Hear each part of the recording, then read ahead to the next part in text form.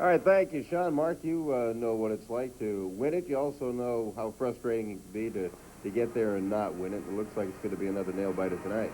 Well, I'm kind of encouraged after the first period. I think Harvard played pretty well considering their exam problems in the past. And, you know, it's a tough thing coming off exams, but it's really, it's no excuse, I guess. Although when I was at Harvard, we didn't fare too well in the first game of the Beanpot. Well, I remember in '81, the year you folks won it, 2-0 over Boston College.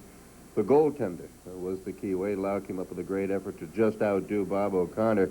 The goaltenders normally do decide who's going to win this tournament. Well, I think it is just about in any tournament. You know, you get good goaltending, and the teams with it seem to win. And I think in the first game tonight, Bruce Racine was tremendous, and you know, he really carried the day as far as I was concerned. And he had quite a bit of help from Northeastern, but from his teammates. But I think it is the goaltending, and it always will be. Of course, any Billy Clary coach team is a skating team. They like to have the great goaltending and normally get it, but skating is paramount, and maybe that's why you folks have always had problems coming back after exams. Well, I think it's a problem. Traditionally, Harvard's not very big either, and we usually play in a big rink at Harvard, and we come to the Boston Garden, it's a little bit smaller. We have small players, and we don't fare too well here, whereas a team like Northeastern plays in a small rink. It's their home rink, and they're usually fairly big, and they usually do well.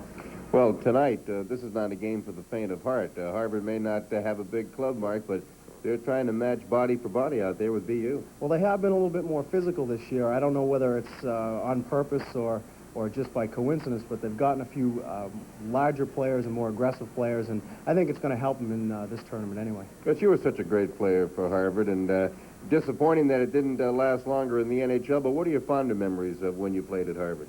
Well, I think my fondest memory is just playing for Bill Clary. It was a great thrill for me to get to Harvard and to play for him, and then we won the Beanpot once when I was at Harvard, and unfortunately didn't make it to the finals any other year.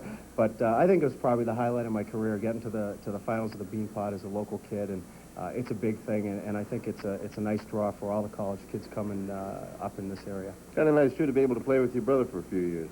Yeah, it was very nice. I played with him at Belmont Hill and at Harvard, and then with the Olympic team. And it's unfortunate that we're not going to get to play anymore together. But I think it's great if any brother combination can play together. It's a nice thing to share. Well, you look great, and we appreciate you coming on. Oh, thank you very much, Dave. It's nice to be here. Mark Fusco, our guest, and we'll have more intermission highlights for you in just a moment.